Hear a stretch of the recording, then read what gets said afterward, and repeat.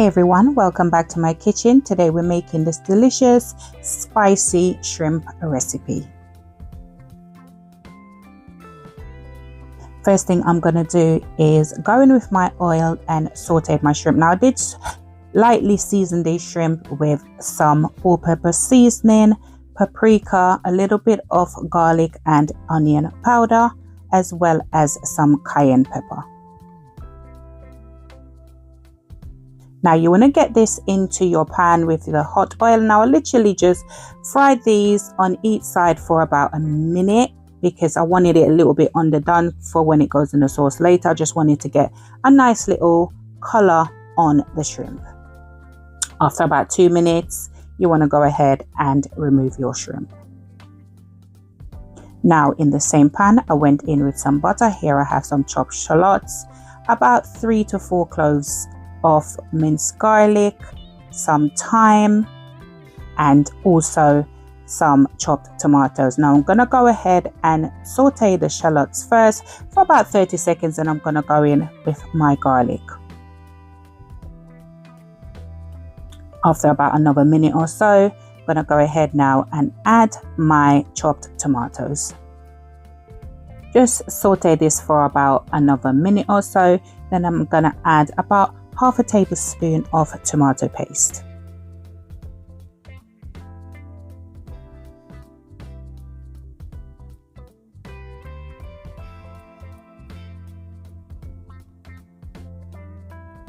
To season this, I'm adding a chicken bouillon cube.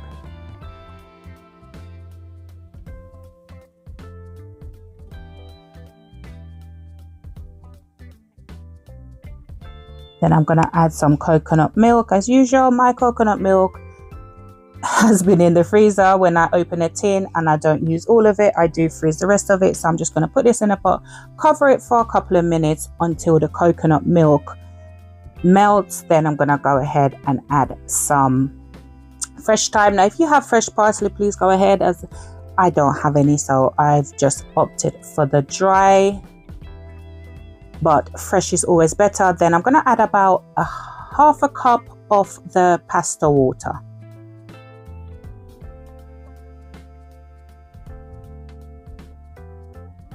I do like to add about half a tablespoon of honey, because you know sometimes tomatoes can be very tangy, so just to kind of balance out the flavors. Then I'm going to go in with some red chili flakes. I did add a little bit too much, so but yes, that's completely optional if you don't want the heat. Well, it is a spicy shrimp dish, you know, so you should be adding the heat. So I guess if you're here, you do like it, but just kind of calm it down. Don't do it too much. Then I'm gonna re-add my shrimp. Just let this simmer for a couple of minutes. Then the shrimp is ready. I turned the heat off and went in with some roughly chopped basil.